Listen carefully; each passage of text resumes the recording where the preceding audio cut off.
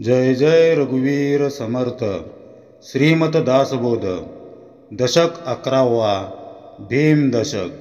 समास 4. सार विवेक निरूपण नाम. श्रीराम समर्थ.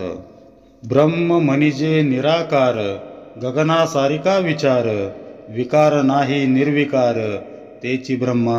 म्हणजे ब्रह्म हे निराकार असते, ते गगनासारखे असे म्हणता येईल, पण गगनाच्या ठिकाणी विकार असतो आणि ब्रह्म हे पूर्ण निर्विकार असते.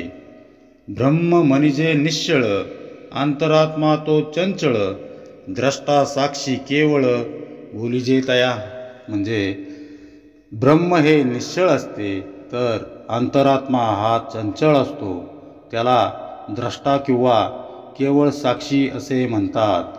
पहा, समर्थांना अपेक्षित असलेल्या महंताच्या अंतर्बाह्य रचनेचा अभ्यास आपण या भीम दशकाच्या गेल्या 3 समासांतून करत आहोत. महंतांची आंतरिक भूमिका कशी विकसित होते, म्हणजेच सद्गुरू जीवाचं शिल्प कसं घडवीत असतात, याचं चिंतन आपण केलेलं आहे. अशाश्वत जगतात शाश्वत असं परब्रह्म शोधणारा, निश्चळाशी एकरूप होणारा महंत समर्थ घडवू पाहत आहेत. महंत कार्यप्रणव असतो. बहुजनांना भगवंत सन्मुख करण्याचं मोठं कार्य तो करत असतो. मात्र हे करत असताना निश्चळ परब्रह्माशी असलेली त्याची एकरूपता टिकवणं हे त्याच्या पुढचं एक मोठं आव्हान असतं. स्वस्वरूप साक्षात्काराची स्थिती आकाशात वीज चमकावी तशी क्षणिक नसते. सूर्य जसा अखंडपणे प्रकाश देत राहतो, तसं आत्मबोधाचा प्रकाश अंतरंगात सदैव सतेज राहायला हवा. स्वबोध अंतरंगात मरवता यायला हवा. अशाश्वतात राहून शाश्वत अंतरंगात टिकवता येणं हा साधनेचा परमोच्च बिंदू होय. त्यासाठी महंताला साधनरूपी पाऊल वाटेनं सतत चालत राहावंच लागतं. चंचळात राहूनही निश्चळाला हातचं निष्ठून न देण्याचं कौशल्य जे महंताजवळ असतं, ते कसं प्राप्त करायचं, दृश्य जगतात पसरलेल्या त्या अनंताला अंतरंगात घट्ट कसं धरायचं, हे शिकवणारा हा सार विवेक निरूपण नामाचा अभ्यास आहे. विभीषण जेव्हा प्रभू रामांना शरण आला, तेव्हा रामाने त्याला पहिला प्रश्न विचारला, राक्षस कुळात जन्माला येऊनही तू विवेक कसा टिकवलास? पहा, ही बाब फारच कौतुकास्पद आहे. प्रपंचात असताना विवेक सांभाळायचा कसा, असा प्रश्न आपल्यालाही पडतोच ना. आपण सद्गुरूंच्या किंवा त्यांच्या समाधीच्या दर्शनासाठी जातो, तिथं काही वेळ साधन करतो. त्या ठिकाणी आपल्याला अतीव समाधान लाभतं. पहा, खूप साधन नामस्मरण करायचं असं मनाशी ठरवूनच आपण तिथून निघतो, पण घरी येऊन प्रपंचातील कामाला सुरुवात केली की तो निश्चय कुठच्या कुठं पळून जातो. असं अनुभव बऱ्याच जणांनी घेतला असेल. का होत असावं असं? विवेकाची कास धरून निश्चळाला अंतरंगात घट्ट धरण्याचं कौशल्य कमी पडल्यामुळं आपला निश्चय अविचल राहत नाही. राजहंसाप्रमाणे जो चल अचल सृष्टीतून केवळ निश्चळ परब्रह्म जाणून त्याच्याशी तद्रूप होतो, एकरूप होतो, अशा महंताचं गुणविश्लेषण समर्थ या समासात करत आहेत. विवेक हा शब्द कैकदा आपल्याला कानावर आलेला असतो, पण विवेकाचं अंतरंग कसं असतं हे आपल्याला अजून कळालं नाही, उमगलं नाही. चांगलं काय आणि वाईट काय, अशा साधक बाधक विचारातून तोलून मापून केलेला व्यवहार म्हणजेच विवेक, असं त्यांचं व्यवहार्य स्वरूपच आपल्याला ठाऊक असतं. असं मार्गदर्शन करणारे वडीलधारे आणि ते स्वीकारणारे आपण असे दोघेही दृश्य जगतातीलच असल्यामुळं विवेकाची खरी संकल्पना आपल्याला खरी सुस्पष्ट झालेलीच नसते. सद्गुरूही आपल्याला वारंवार विवेक करायला शिकवतात, त्याचं महत्त्व ठसवण्याचा प्रयत्न करतात. परंतु विवेकानं काय साध्य होऊ शकतं इथपर्यंत आपल्या विचारांची पोहोच जातच नाही.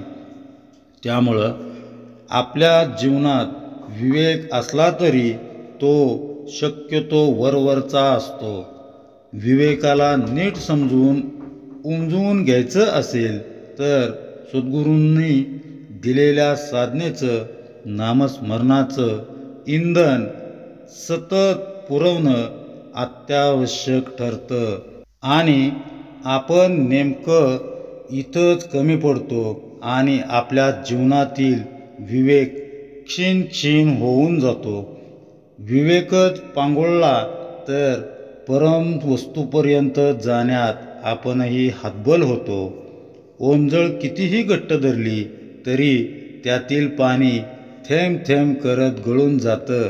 तसं विवेक हळूहळू कमजोर पडू लागतो. साधनेशिवाय त्याला अंतरंगात स्थिर करणं अशक्य आहे. किंबहुना साधनेचं तेच तर प्रधान कार्य आहे, असं महत्त्वपूर्ण असलेला समर्थांनी गोडवे गायलेला विवेक म्हणजे आहे तरी काय? चंचळात भरून असलेल्या अंतरात्म्याच्याही पलीकडच्या निश्चळाला शोधण्यात साह्यभूत होणाऱ्या विवेकाची भूमिका अंतरंगात स्थिर कशी करायची, त्यासाठी समर्थ आता निर्विकार निश्चळ परब्रह्म आणि साकार चंचळ अंतरात्मा यातील फरक समजावून देताना आकाशाची मदत घेतात आणि विवेक इथं कसा उपयोगी पडतो ते दाखवून देतात. म्हणून समर्थ म्हणतायत, ब्रह्म म्हणजे निराकार, गगनासारिखा विचार, विकार नाही निर्विकार, तेची ब्रह्म. ब्रह्म म्हणजे निश्चळ, अंतरात्मा तो चंचळ, द्रष्टा साक्षी केवळ, बोलिजे तया. म्हणजे सृष्टीला चालवणारा म्हणजेच या विश्वाचा खरा कर्ता कोण? सूर्याला तेज, चंद्राला शीतलता पुरवणारा कोण? जलाला माधुर्य देणारा, पृथ्वीला सृजनशीलता देणारा कोण? असे प्रश्न नेहमीच आपल्याला भेडसावत असतात. शेवटी आपण ब्रह्म या उत्तरापर्यंत येतो. पण ब्रह्म तर निर्गुण, निराकार, निश्चल असल्यामुळं त्याच्यात कर्तृत्व भावच नसतो. मग ब्रह्म जगताला चैतन्य पुरवतं. निराकार तत्व साकार वस्तू निर्माण करतं असं म्हणणं चुकीचं ठरतं.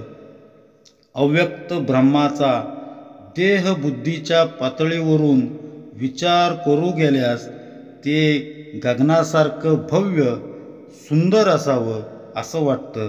परंतु आकाशही मलिन होतंच. सूर्य अस्तंगत होताच निरभ्र स्वच्छ असणारं आकाश काळोखात बुडवून जातं. काळे मेघ दाटताच ते झाकोळून जातं. वावटळीमुळं उडालेल्या प्रचंड धुळीमुळं ते मातकट दिसतं. वातावरणातील धुलीकणांमुळं व्यक्त होणाऱ्या, दिसू शकणाऱ्या आकाशाप्रमाणे ब्रह्मस्वरूप व्यक्त होणारं नाही. अव्यक्त ब्रह्माला ना गुणांचा स्पर्श होऊ शकतो, ना ते वेगळेपणानं दाखवता येतं, ना त्याला कुठल्या आकारानं स्पष्ट करता येतं. सारांश म्हणजे ब्रह्माकडं करते पण नाही, मग ते आहे तरी कुणाकडं? एक आपण यावरती उदाहरण पाहूया. मोठमोठ्या संस्थांमध्ये, कंपन्यांमध्ये मालक किंवा संचालक संचालक मंडळ दैनंदिन कारभारात लक्ष घालत नाहीत, त्यासाठी त्यांनी मुख्य कार्यकारी अधिकारी किंवा व्यवस्थापकीय संचालक यासारखे अधिकारी नेमलेले असतात. कंपनीचा मालक रोजच्या कामकाजापासून अलिप्त असतो, तसं विश्वाच्या कारभारापासून परब्रह्म अलिप्त असतं. विश्वाची जबाबदारी त्यानं अंतरात्म्यावर सोपवलेली असते. विशिष्ट नियमांनुसार अंतरात्मा सृष्टीतील चलनवलन घडवून आणत असतो. पुढे तो अंतरात्मा म्हणजे देव, त्याचा चंचल स्वभाव पाळिता हे सकळ जीव अंतरी वसोनी. म्हणजे तो अंतरात्मा म्हणजेच देव आहे, म्हणजेच देव होय. तो चंचल स्वभावाचा असून सर्वांच्या अंतःकरणात जाणीव रूपाने राहून सर्व जीवांचे पालन करतो. समर्थ आपल्याला काय सांगतायत? समर्थ सांगतायत की जो विश्वाच्या अंतर्यामी चेतना रूपानं भरून उरलाय, जो साक्षी भावनेनं सर्व व्याप्त आहे, असा अंतरात्माच या जगाचा नियंता आहे. तो अशाश्वत आहे, चंचल आहे. तो सर्व जीवांच्या अंतर्यामी राहून त्यांचं पालन पोषण करत असतो. कर्त्या पुरुषाच्या अनुपस्थितीत घरातील व्यवस्था कोलमडून जावी, प्रगती खुंटावी, तसं अंतरात्म्याशिवाय सृष्टीचं भरण पोषण होणार नाही. ती दगडधोंड्याप्रमाणे निर्जीव बनेल, भावना शून्य होईल, सृष्टीतील सृजनशीलतेचा लोप होईल. अंतरात्माच चराचरातील प्रत्येक घटकात वसलेला असतो आणि त्याच्या शक्तीच्या आधारे तो विश्वाचा गाडा हाकत असतो.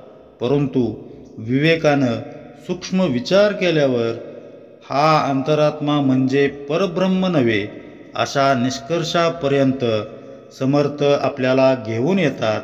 मात्र त्यासाठी लागणारा विवेक विचार, पंचीकरणाद्वारे होणारं सृष्टीतील तत्वांचं ज्ञान याविषयीचं चिंतन आपण पुढे पाहणार आहोत. राजहंसाप्रमाणे निरक्षीर विवेकानं दृश्यातील परब्रह्म कसं ओळखायचं, कर्मप्रधान जीवन जगत असताना परमात्म्याशी तद्रूप कसं व्हायचं, याचं चिंतन आपण मागील समासांपासून केलेलं आहे. पहिल्या टप्प्यात ब्रह्मस्वरूप स्पष्ट करताना समर्थांनी विश्वातील घडामोडी अंतरात्म्याच्या सत्तेनं घडतात असं सांगून ठेवलं. अंतरात्मा चंचल आहे, प्रकृतीचे सर्व नियम त्यालाही लागू होतात. असं असलं तरी त्याच्या आधारे परब्रह्मापर्यंत जाण्याचा मार्ग सापडतो, हे देखील खरं. अंतरात्मा हे तत्व कसं आहे ते आपण पाहूया. संतांनी आपल्याला सगुणोपासना करायला सांगितलेली आहे. त्यानुसार भक्तीसाठी आराध्य देवतेचं सगुण रूप आपण अंतःकरणात साठवून घेतो. अशी सगुण रूप धारण करणारा ब्रह्मरूपाचा, ब्रह्मस्वरूपाचा चालता बोलता अवतार म्हणजे अंतरात्मा. केवळ भक्तांच्या निकळ प्रेमापोटी निर्गुण तत्व सगुण होतं. त्याच्याकडं विश्वाचं कर्तेपण असतं. अंतरात्मा चंचल असल्यामुळे तो प्रकृती नियमांच्या अखत्यारीत येतो. प्रभू राम, प्रभू कृष्ण आदी अवतार होऊन गेले. त्यांनी आघात लीला केल्या. मनुष्य देह धारण केलेले असल्यानं सगुणात आल्यावर त्यांनी अनेक दुःख झेलली. वास्तविक त्यांना ती सहज टाळता आली असती. जसं राज्यकर्त्यानं एखादा कायदा करावा, वटहुकूम काढावा आणि तो स्वतःही त्याच्या कचाट्यात यावा, तशी स्थिती इथंही दिसून येते. अंतरात्म्यानं कार्यकारण भावाचं निमित्त करून सृष्टीला प्रारब्ध देऊ केलं. आणि तो जेव्हा सगुणात आला तेव्हा त्याच प्रारब्धात तो स्वतःही बांधला गेला. अन्यथा कैकेयीची समजूत काढून प्रभू रामांना वनवास टाळता आला नसता का? पण वनवास भोगणं त्यांच्या देहाचं प्रारब्धच होतं. प्रभू श्रीकृष्णांनाही जन्मता क्षणीच आईच्या कुशीतून दूर व्हावं लागलं. भर पावसात वसुदेव तान्ह्या कृष्णाला नंदगृही पोचवून आला. ते सारे त्या देहाचे भोग होते, ते त्यांनी सहजतेनं स्वीकारले. सगुण चरित्राला कर्तेपणाची किनार असते. अशा चरित्रातून आपल्याला काय बोध मिळतो? समर्थ पुढे सांगतात, त्या वेगळे जड पदार्थ तेने विन देह व्यर्थ, तेनेची कळे परमार्थ सकळ काही. म्हणजे त्या अंतरात्म्याशिवाय सर्व दृश्य पदार्थ अचेतन, त्याच्याशिवाय देहालाही काही अर्थ उरत नाही. त्या अंतरात्म्याच्या योगे परमार्थ आदी सगळ्या गोष्टींचे ज्ञान होते. कर्म मार्ग, उपासना मार्ग, ज्ञान मार्ग, सिद्धांत मार्ग, प्रवृत्ती मार्ग, निवृत्ती मार्ग देवची चालवी. बघा, कर्म मार्ग, उपासना मार्ग, ज्ञान मार्ग, सिद्धांत मार्ग, प्रवृत्ती मार्ग, निवृत्ती मार्ग हे सर्व काही देव म्हणजेच अंतरात्मा चालवतो. पहा, समर्थांना इथं काय म्हणायचंय? सगुणोपासनेच्या, सगुण भजनाच्या ज्या मार्गावरून आपण जात आहोत त्याच मार्गानं अंतरात्मा आपल्याला परब्रह्मापर्यंत घेऊन जात असतो. म्हणजेच आपली उपासना कर्ममार्ग, ज्ञान मार्ग, सिद्धांत मार्ग अशा कुठलेही वाटेनं जरी जाणारी असली तरी त्या मार्गावर अंतरात्माच आपला वाटाड्या असतो, मार्गदर्शक असतो. हे मात्र नक्की आहे. मार्गक्रमणासाठी तोच आपल्याला ऊर्जा पुरवीत असतो. त्यामुळं अंतरात्मा विकारी, चंचल असला तरी त्याच्या मदतीशिवाय निश्चळाचा बोध होणं शक्य नाही. अशी ही चंचल निश्चळाची भूमिका समर्थ आपल्याला चत्वारदेव निरूपणापासून सांगत आलेले आहेत. यातीलच पुढचा महत्त्वाचा टप्पा आहे सगुणाची, अर्थात अंतरात्म्याची उपासना करता करता सारासार विवेकाच्या आधारे परब्रह्मापर्यंत जाण्याची ही प्रक्रिया नेमकी कशी घडते? कशा रीतीनं सगुण भजन आपल्याला निराकाराशी तदाकार करतं, एकरूप करतं? त्यासाठी विशिष्ट अशी पद्धत आहे. समर्थ त्यावर भाष्य करताना पुढे म्हणतात, चंचळ विन निश्चळ कळेना, चंचळ तरी स्थिरावेना, ऐसे हे विचारणाना. बरे पहा, म्हणजे चंचळाशिवाय म्हणजेच अंतरात्म्याशिवाय निश्चळ अशा परब्रह्माचे ज्ञान होत नाही. आणि जे चंचळ असते ते टिकू शकत नाही, ते नाश पावते. अशा प्रकारे नाना विचार उत्पन्न होतात, ते नीट जाणून घ्यावेत. चंचळ निश्चळाची संधी, तेथे भांबावते बुद्धी. कर्ममार्गाचे जे विधी, ते मग एलीकडे. म्हणजे चंचळ अंतरात्म्याकडून निश्चळ परब्रह्माकडे जाताना त्याच्या संधिकालात मध्ये शून्यत्वाचे विघ्न येते. तेथे साधकाची बुद्धी भांबावून जाते. म्हणून तो शून्यालाच परब्रह्म समजण्याचा संभव असतो. त्या स्थितीत कर्ममार्गाचे विधिनिषेध अलीकडेच राहतात. देव या सकळांचे मूळ, देवास मूळ ना डाळ, परब्रह्म ते निश्चळ निर्विकार. म्हणजे देव किंवा अंतरात्मा हाच सर्वांचे मूळ असला तरी त्या देवाला मूळ ना शेंडा अशी स्थिती असते. फक्त परब्रह्म हेच निश्चल आणि निर्विकारी असते.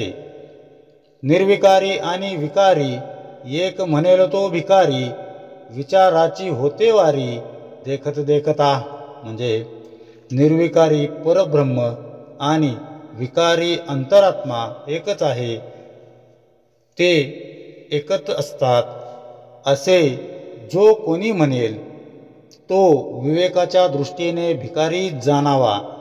चंचल आणि निश्चल एकच असल्याचा विचार सारासार विवेकाने नष्ट होतो. सकळ परमार्थास मूळ पंचीकर्ण महावाक्य केवळ तेची करावे प्रांजळ. पुन्हा पुन्हा म्हणजे पंचीकरण आणि महावाक्यांचे विवरण हे सर्व परमार्थाचे मूळ आहे, आधार आहे. म्हणून प्रांजळपणे त्यांचे वारंवार मनन, निधिध्यासन, चिंतन करावे.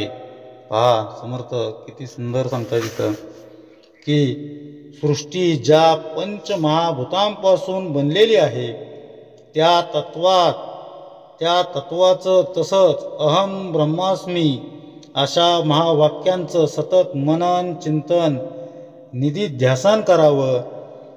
हे घडणं अत्यावश्यक आहे. मनुष्यास बुद्धी विद्या प्राप्त होते ती शारदेच्या कृपेनंच. विद्येची 2 अंग आहेत, सद्विद्या आणि कुविद्या.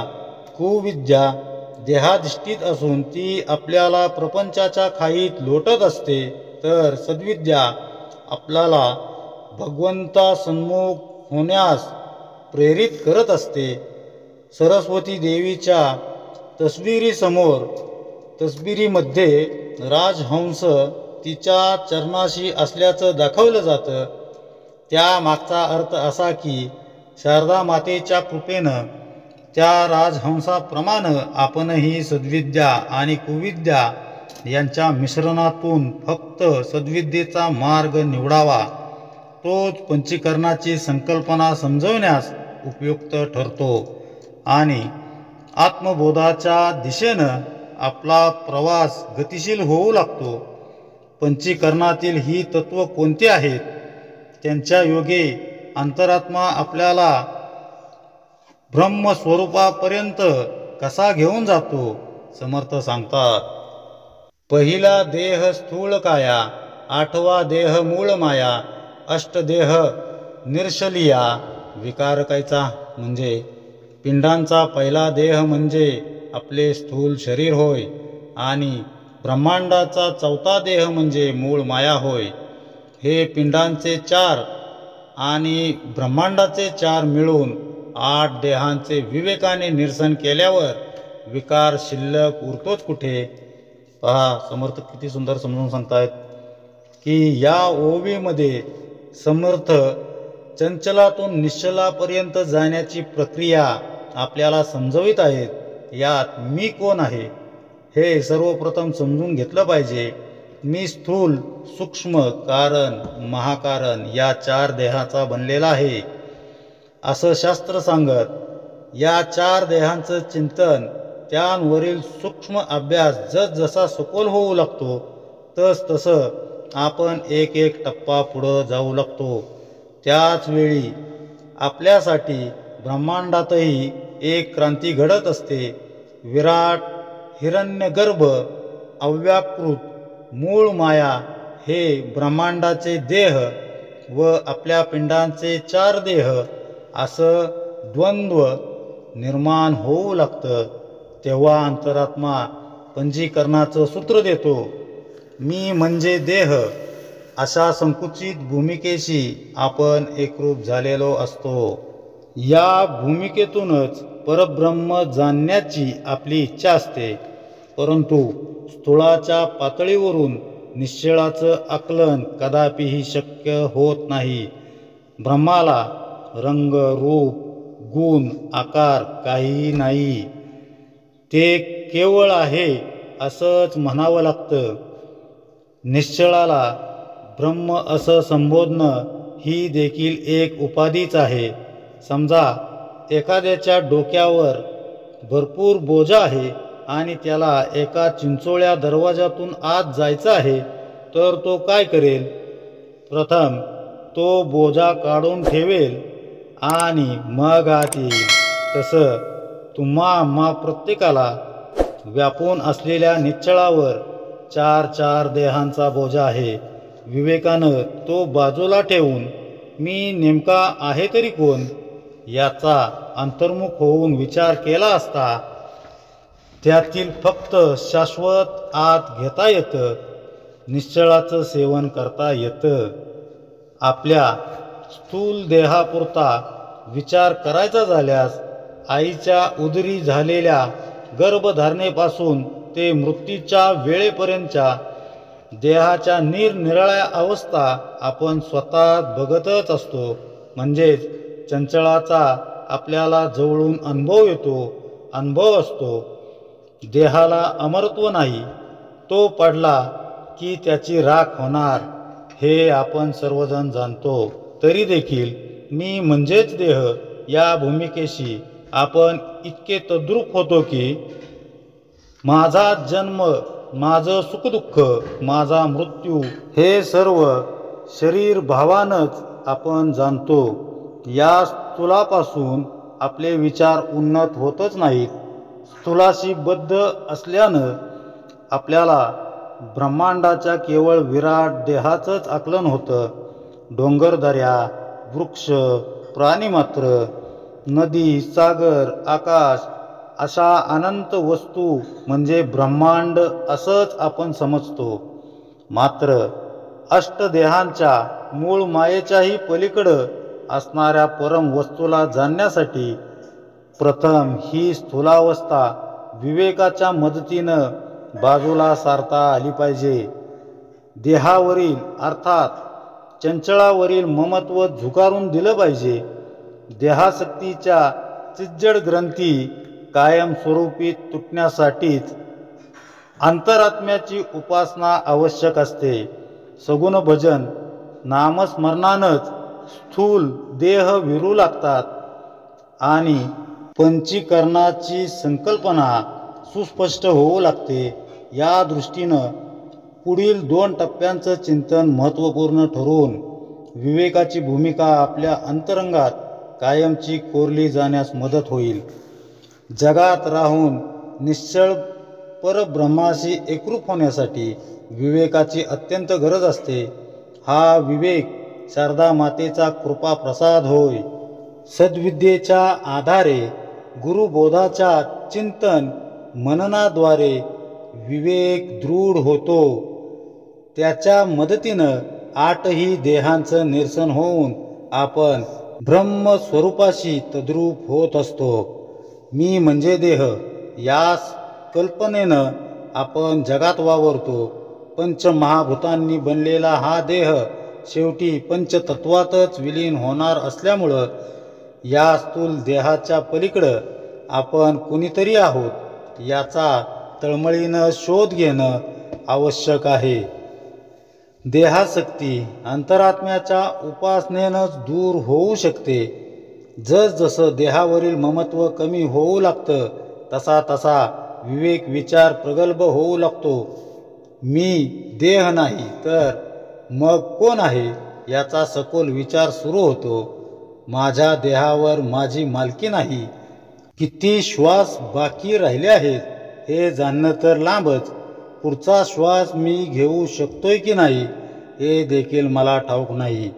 देहाला कसं चालवायचं, त्यानं कुठली कर्म करावीत हेही माझ्या हातात नाही.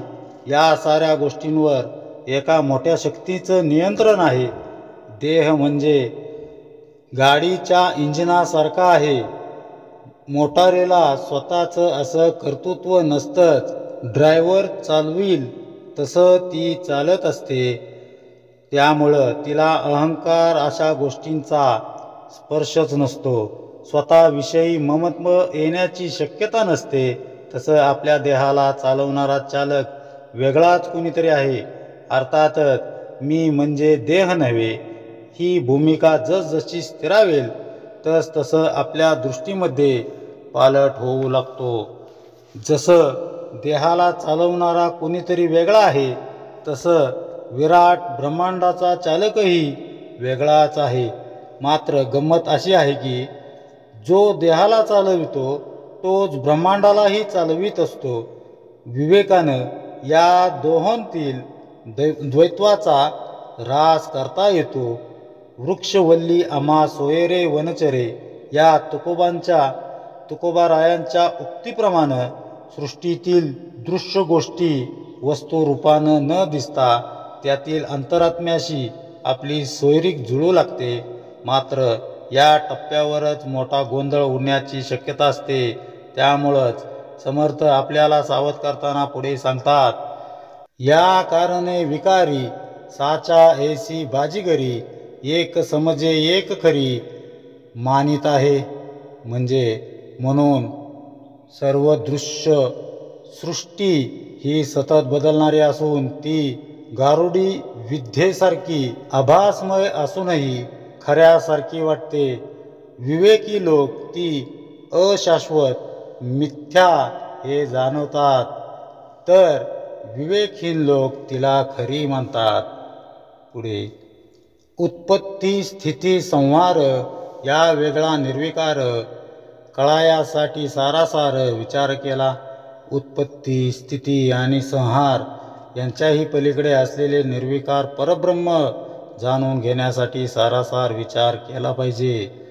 सार असार दोन्ही एक, तेथे कैचा उरला विवेक, परीक्षा नेनती रंक पापी करंटे. म्हणजे सार आणि असार दोन्ही एकच असे मानले तर मग विवेकाला वावच उरत नाही.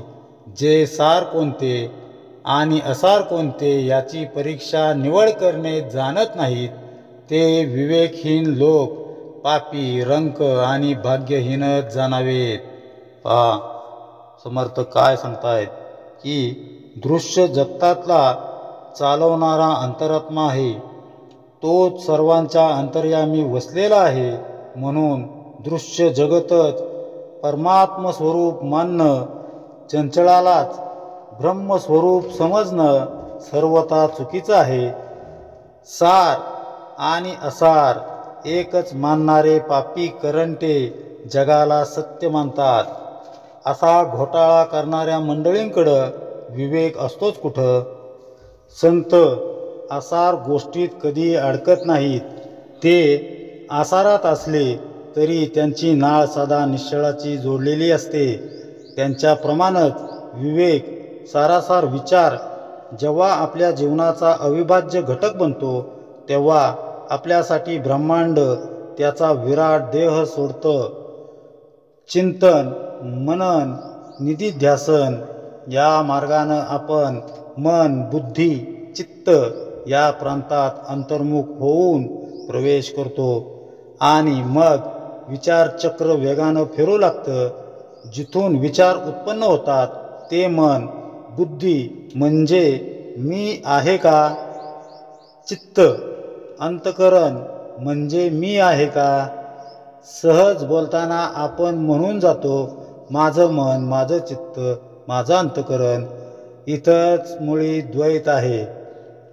मी मनाहून, चित्ताहून, अंतकरणाहून वेगळा आहे. या तर मीच माझ्या लादून घेतलेल्या उपाधी आहेत. या उपाधींना दूर सारण्यासाठी मग काय केलं पाहिजे? कोणतं साधन केलं पाहिजे? उपाधीमध्ये रमणं हा मनाचा स्वभाव आहे. उपाधी त्रिगुणांनी बाधित असतात. सत्व, रज, तमोगुणाच्या दुलईत मन उपाधींचा आनंद लुटत असतं. तिथून मनाला बाहेर काढून परमात्म्याच्या दिशेनं म्हणजे ऊर्ध्वगामी करणं यालाच उन्मन करणं असं म्हणतात. सद्गुरू प्रदत्त साधनानं उन्मनी अवस्था साधता येते. मनाला निर्विकल्प अवस्थेत ठेवता येतं. मनाला साक्षीत्व भावनेत ठेवण्याची ही कला अविरत साधनाभ्यासानंच जमू लागते. इथं मनाला जसं त्रयस्थपणे बघता येतं तसं विश्वाकडेही बघता येतं. सुरुवातीला अरे ला कारे म्हणणाऱ्या मनाला दृश्यातील घटनांवर प्रतिक्रिया देणं जमेनासं होतं. यावरून समजावं की आपण आता सूक्ष्म देहाच्या पलीकडं जात आहोत. त्याचवेळी आपल्यासाठी ब्रह्मांड हिरण्यगर्भ देहातून अव्याकृताकडं जात असतं. या टप्प्यावर सृष्टीत पसरलेलं हे सूक्ष्मतत्व अंतरात्म्याच्या रूपात दिसू लागतं. सर्वत्र त्याची सत्ता आहे याची खात्री होते. चांगला वाईट असा भेद न उरता सारं जगच हरिमय दिसू लागतं. हिरण्यगर्भाची अनुभूती घेत आपण सूक्ष्म देहातून कारण देहाकडे जाऊ लागतो. कारण देह हा आपला वासना देह होय. वासनाच देहाला बुद्धीला कार्य प्रवण करत असतात. या वासनाचं रूपांतर सद्वासनेत झालं की सत्कर्म करण्याची उर्मी अंतरंगात दाटून यायला सुरुवात होते. अर्थात सद्वासनेमुळं घडणारी सत्कर्म देखील आपल्याला दृश्याची बांधून घालणारीच ठरतात. परंतु सततच्या साधनेनं अशी एक परिपक्व अवस्था येते ज्याचं वर्णन करताना समर्थांनी 4थ्या दशकात म्हटलंय की काहीच न करुनी प्राणी राम नाम जपेवानी तेने संतुष्ट चक्रपाणी भक्तांलागी सांभाळी. म्हणजे वासनांचं स्वरूप बदललं की देह प्रारब्धावर सोडण्याची कला जमू लागते. कारण देहाची सीमारेषा ओलांडताना गुरुकृपेनं देहात असूनही विदेही अवस्था प्राप्त होते. अथक प्रयत्न करून सद्गुरूंना शरणागत होऊन या सीमेरेषेपर्यंत साधकानं पोचणं अत्यावश्यक आहे. या पुढचा महाकारण देहाचा तसंच ब्रह्मांडातील अव्याकृतातून मूळ मायेत उतरण्याचा प्रांत अवकाशातील कृष्ण विवरांसारखा गूढ आहे, रहस्यमय आहे. इथं मन उन्मन झालेलं असतं, संवेदना शिथिल झालेल्या असतात, कल्पनेला प्रवेश निषिद्ध असतो. त्यामुळं आपल्या अस्तित्वाविषयी एक अनामिक पोकळी तयार होते. अशा या शून्यावस्थेला ब्रह्म समजायचं का असा गोंधळ उडू शकतो. म्हणून समर्थांनी या समासामध्ये 7व्या ओवीमध्ये सांगितलेलं आहे, चंचळ निश्चळाची संधी तेथे भांबावते बुद्धी, कर्म मार्गाचे जे विधी ते मग एलीकडे. म्हणजे प्रारब्धावर सोडलेला देह कर्मामध्ये असतो आणि त्याच वेळी अंतरंगात स्थूल सूक्ष्म कारण देहांना मागं टाकत महाकारण देहात प्रवेश करताना एक मोठं शून्य आपल्यासमोर उभं टाकतं. काय आहे हा शून्य प्रांत? चंचळ निश्चळाच्या संधीचा तो भाग आहे. 2 देशांच्या सीमारेषेजवळ जसा थोडासा भूप्रदेश मानव विरहित असतो, त्यावर कुठल्याच देशाची मालकी नसते, तसं दृश्य जग आणि निश्चळ परब्रह्म यांच्यामधील सीमारेषेजवळील भाग म्हणजे शून्य प्रांत म्हणता येईल. ही तुर्यावस्था होय. इथं देखील सूक्ष्म अहम शिल्लक असतोच. कारण इथून शाश्वत व अशाश्वत अशा दोघांकडं साक्षीत्व भावानं बघणारा मी अंशरूपानं असतोच. त्यामुळं तुर्यावस्था म्हणजे ब्रह्मस्वरूपाची प्राप्ती अशी धारणा होण्याची शक्यता असते. आत्मबोधाच्या मार्गावरील असे सर्व कंगोरे समर्थ आपल्याला सांगून ठेवत आहेत. समर्थांचा महंत रामकार्यामध्ये रत असताना देहाला प्रारब्धावर खुशाल सोडून देतो. यंत्र मानवाप्रमाणे काम करत असताना अंतरंगातून मात्र तो सर्व कर्मातून अलिप्त होत अत्यंत निश्चळ निर्विकार स्थितीत जाऊ लागतो. इथं बुद्धीचं कार्य थंडावतं. जे महापुरुषाची भार्या अतिसंलग्न अवस्था तुर्या असं जिचं वर्णन आहे, ती शारदा माता ही जीवास तिथं सोडून माघारी परतते. कारण तिथून पुढच्या प्रांतात तिलाही प्रवेश नसतो. मूळ माया शारदा जगदंबा यांची सीमारेषा म्हणजेच हा शून्य प्रदेश आहे. इथं अंतरात्म्याचं कार्यही संपतं. ईश्वर नामक संकल्पनाही इथंच विराम पावते. स्थूलाच्या पातळीवरून ईश्वर नाही असं म्हणणं आणि शून्यावस्थेत येऊन ईश्वर ही संकल्पना विराम पावणं यात फार मोठं अंतर आहे. पिंडातील महाकारण तर ब्रह्मांडातील मूळ माया असे पिंड ब्रह्मांडाचे 8 देह पार करून जीव विलक्षण अशा उंबरठ्यावर पोहोचतो. त्या पलीकडं जे असतं ते निश्चळ परब्रह्म होय. त्याच्यात विलीन होणं हे जीवनाचं परम कर्तव्य असायला हवं.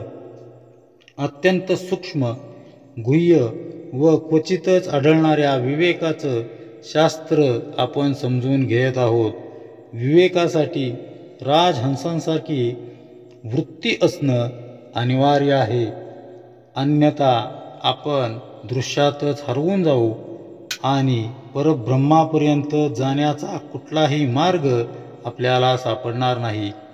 विवेकाची कास धरू न शकणाऱ्या जीवांविषयी असणाऱ्या तळमळीपोटी समर्थांची काहीशी उद्विग्न मनोवस्था पुढील ओवीतून दिसून येते. ते पुढे म्हणतात, जो एकची विस्तारला तो अंतरात्मा बोलिला, नाना विकारी विकारला निर्विकारी नव्हे. म्हणजे जो अंतरात्मा एकटा एक विस्तार पावला, नाना विकार त्याच्या ठिकाणी उत्पन्न झाले, तो नक्कीच निर्विकारी परब्रह्म नव्हे. ऐसे प्रगटची आहे आपुल्या प्रत्यये पाहे, काय राहे काय न राहे हे कळेना. म्हणजे हे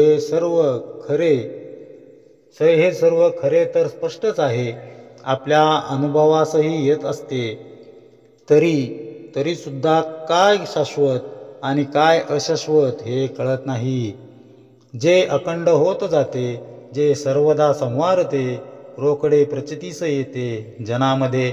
म्हणजे जे अखंड निर्माण होते आणि नाश पावते, ज्याचा नेहमी संहार होतो, त्याची लोकांना रोकडी प्रचिती येतच असते. बघा, जे सारखं येतंय, बदलतंय, नाश पावतंय, असं दृश्य जग नश्वर असल्याचा आपल्याला पावलोपावली अनुभव येतच असतो. तरीही आपण त्याला सत्य शाश्वत मानतो. ही मोठी गंमतच नाही का? खोटं नाणं कुणी हातात दिलं तर आपण तात्काळ ते परत करतो किंवा फेकून देतो. तसं या खोट्या जगाचा आपण मनोमन का बरं त्याग करत नाही?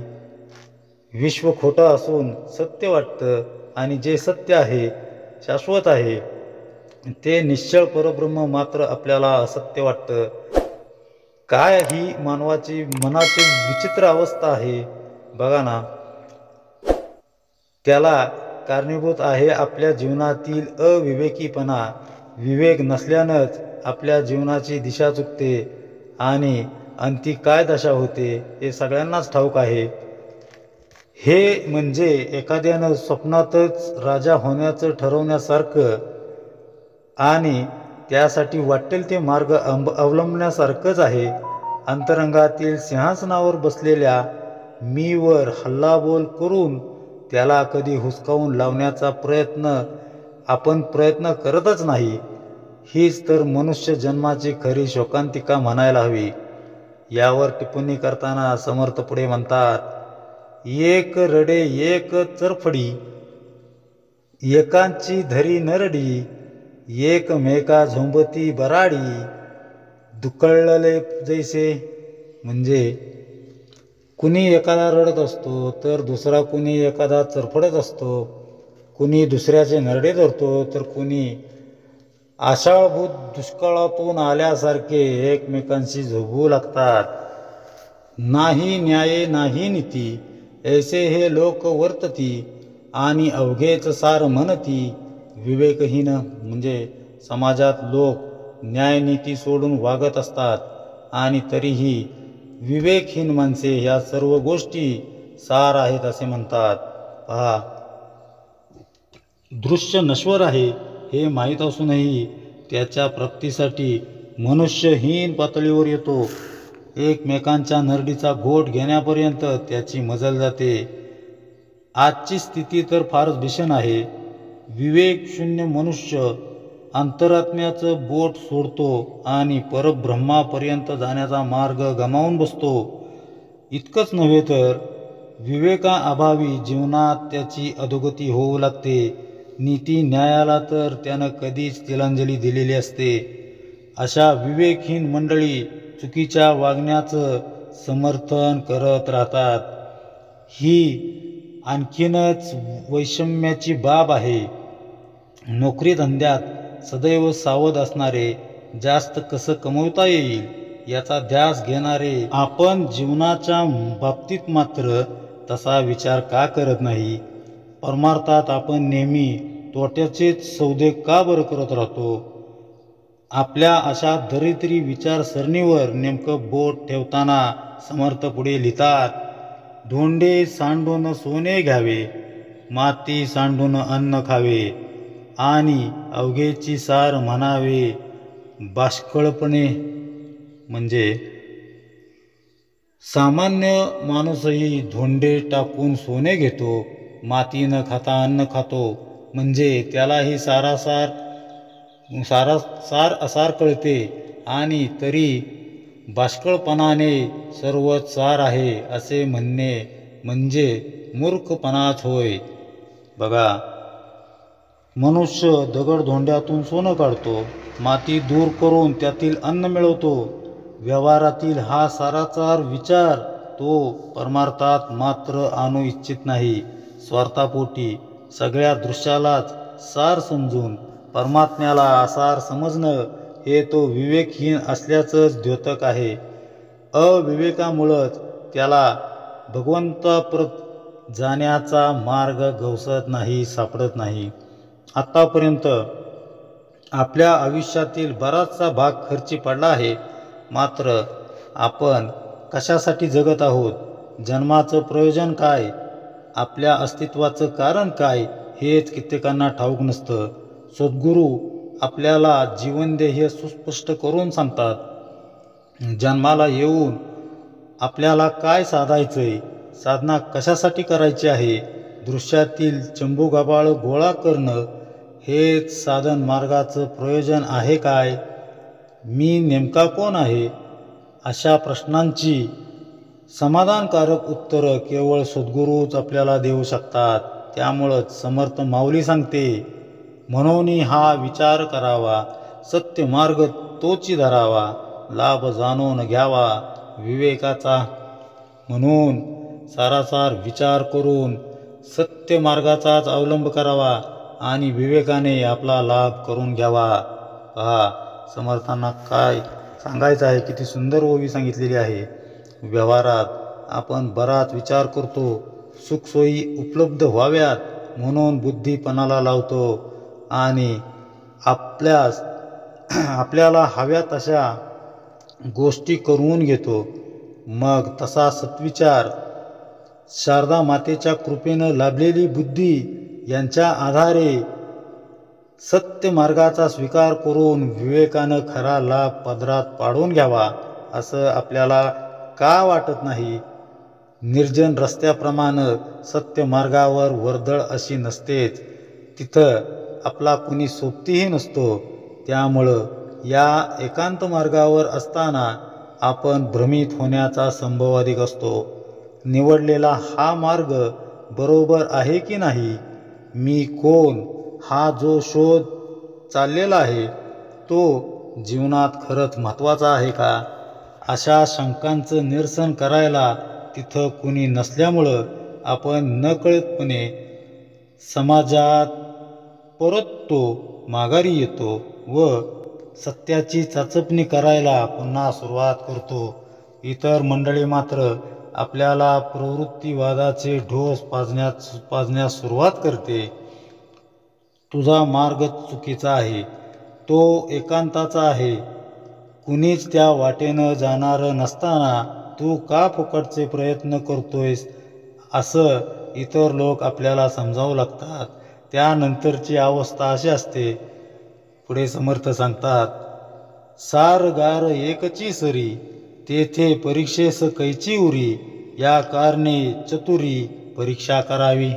म्हणजे सार म्हणजे संपत्ती आणि गार म्हणजे गारगोटी, दोन्ही सारखेच असे म्हटले तर त्या ठिकाणी परीक्षेला वावच उरणार नाही. म्हणून शहाण्या माणसांनी वस्तूंची नीट पारख करावी.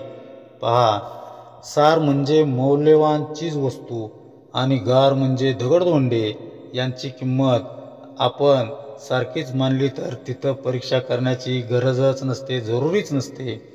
त्यामुळं जो शहाणा आहे त्यानं अंतर्मुख होऊन जीवनात काय साध्य करायचंय यावर विचार करावा. त्याचं मूल्य किती आहे आणि त्यानुसार त्याला किती प्राधान्य द्यायचं हेही ठरवावं. हा विवेक आहे. यामध्ये संत मंडळी दीपस्तंभाप्रमाणे काम करतात. त्यांचे ग्रंथ, त्यांची बोधवचनं आपला रस्ता प्रकाशमान ठेवतात. कुणी चांगलं हिताचं सांगत असेल तर ते लक्षपूर्वक ऐकावं, अन्यथा वृत्ती अनावर झाल्यामुळं नकळतपणे लोकांच्या झुंडीमागं जाण्याचा मोह आपल्याला टाळता येत नाही. अशी अवस्था म्हणजेच रत्न टाकून गारगोटी हातात धरण्यासारखं आहे. हिरा टाकून या गारा देसी हाती, तेथे माझी मती काय चाले. म्हणजे विवेकाच्या मदतीनं अंतर्मुखता, एकांत पचविण्याचं सामर्थ्य आपणात नसल्यामुळं आपण आसारालाच आधार मानतो.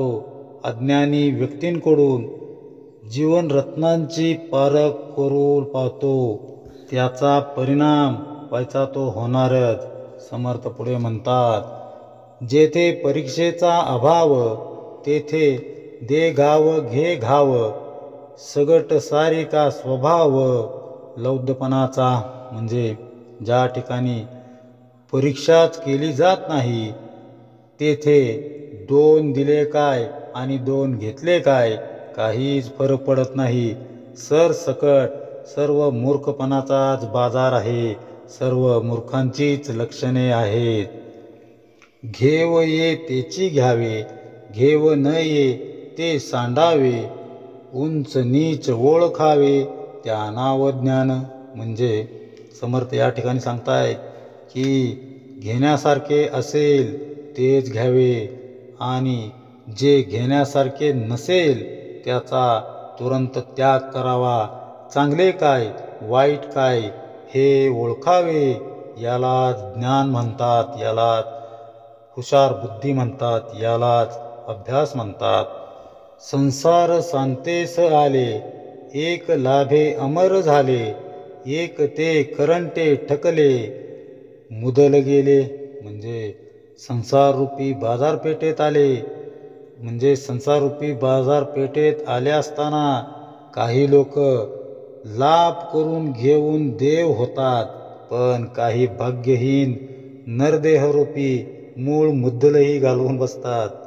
पहा किती सुंदर विवेचन समर्थांनी या ठिकाणी सांगितलेलं आहे. इथं मुद्दल म्हणजे काय आहे? मुद्दल म्हणजे देह आहे. ज्यांनी देहाला बुडवलंय त्यांच्या मार्गदर्शनानं जीवनाचं ध्येय कोणतं ते कसं कळणार. म्हणून प्रत्येकानं जाणतं व्हायला हवं. जीवनाचं प्रयोजन नेमकेपणानं समजून घेऊन ध्येय निश्चित करायला हवं. एकदा का ध्येय निश्चिती झाली की मग कुणीही कितीही प्रयत्न केला तरी त्यापासून आपण तुसभरही ढळता कामा नये, असं समर्थांना या ठिकाणी सांगायचं आहे. जाण त्याने ऐसे न करावे, सारतेची शोधून घ्यावे, असार ते जाणून त्यागावे, वमक जैसे. म्हणजे काय समर्थांना म्हणायचंय बघा. म्हणूनच जाणत्याने म्हणजे शहाण्या माणसाने असे करू नये. विवेकाने सार असेल तेच निवडून घ्यावे. असार जे असेल ते असार जाणून त्याचा ओकारीप्रमाणे त्याग करावा, उलटीप्रमाणे त्याग करावा. पहा, रस्त्यानं जाताना आपल्याला कोण भेटावं हे काही केल्यानं आपल्या हातात नसतं. एखाद्या अप्रवृत्तीच्या माणसाकडं आपण दुर्लक्ष जरी केलं तरी तो खानाखुणा करून खाकरून आपलं लक्ष वेधून घेतो. अशा व्यक्तींशी वाद घालत बसण्यापेक्षा त्यांच्याकडे कानाडोळा करून आपल्या मार्गानं पुढं निघून जाण्यात शहाणपण आहे, हा विवेक आहे. तसं प्रपंचाची काळजी तब्येतीची काळजी, चिंता, मुलाबाळांच्या भवितव्याचा घोर अशा अनेक गोष्टी आपलं लक्ष वेधून घेत पाहत असतात. त्यांना अंतरात्म्याच्या इच्छेवर सोपवून आपण मात्र निश्चळावर लक्ष केंद्रित करावं. एक गोष्ट आहे, एक मनुष्य मोठं गाठोडं घेऊन एका गावावरून दुसऱ्या गावी निघाला होता. रस्त्यात जात असताना मागून एक बैलगाडी त्याच्या जवळ येऊन थांबली.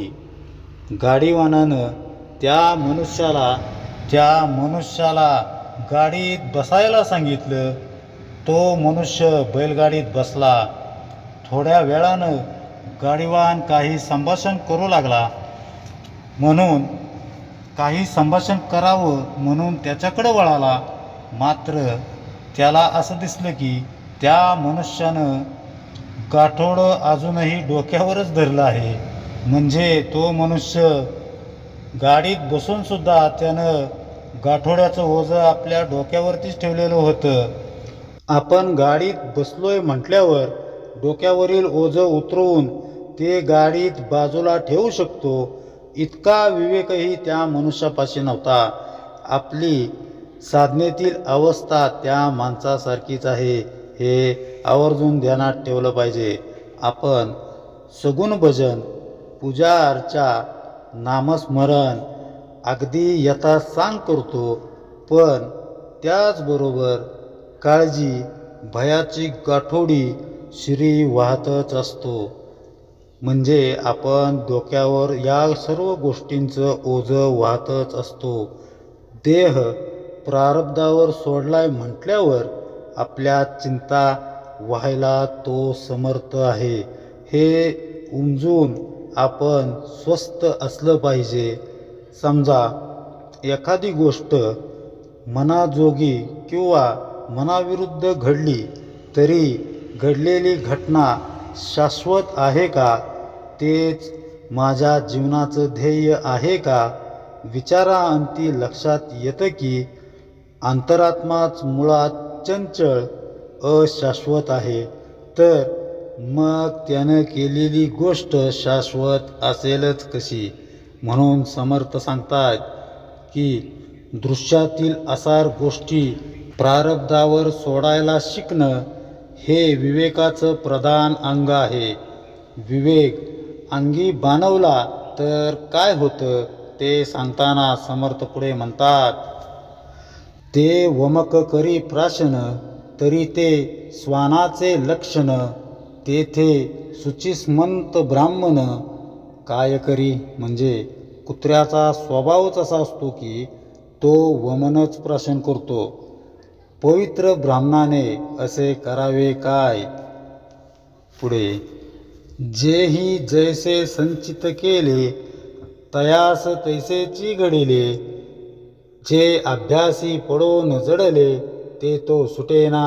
म्हणजे ज्याचे जसे पूर्वकर्म असेल त्याच्याकडून त्याला अनुसरून कृती घडत असते.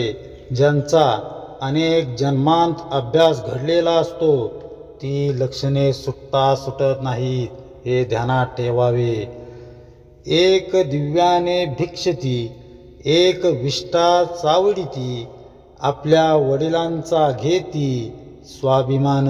म्हणजे काही दिव्यांनी सेवन करतात, तर काही विष्ठात चिवडत बसतात आणि वर अभिमानाने आपल्या पूर्वजांप्रमाणे आपण करतो असेही म्हणतात.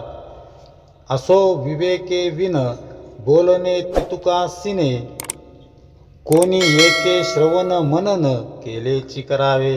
असो ज्यांच्या ठिकाणी विवेक नाही त्यांना या गोष्टी सांगणे म्हणजे केवळ श्रम होय. म्हणून शहाण्याने नेहमी श्रवण मनन करावे. पहा, समर्थांनी आपल्याला किती सुंदर असं विवेचन या समासामध्ये दिलेलं आहे. समर्थांना या ठिकाणी शेवटी काय म्हणायचे? समर्थांना दृश्याच्या आसक्तीनं केवळ लौकिक संपादन करणं हेच जर आपण जीवन ध्येय मानलं, तर परब्रह्मी पक्वान्नावर पाणी सोडून विष्टात चिवडत बसल्यासारखं होईल. हे कदापि कोणालाच आवडणार नाही. ज्याच्यापाशी विवेक विचार नाही त्याला या गोष्टी सांगणं म्हणजे व्यर्थ, क्षीण आहे. गाढवापुढं गीता वाचण्यासारखं आहे. म्हणून समर्थ विवेकाचा आग्रह धरताना सद्गुरू बोधांचं श्रवण आणि मनन चिंतन वारंवार करण्याचा आर्जव आपणा सर्वांना कळकळीने करत आहेत हे ध्यानात ठेवावे. इति श्रीदासबोधे गुरुशिष्य संवादे सार विवेक निरूपण नाम समास चौथा. जय जय रघुवीर समर्थ.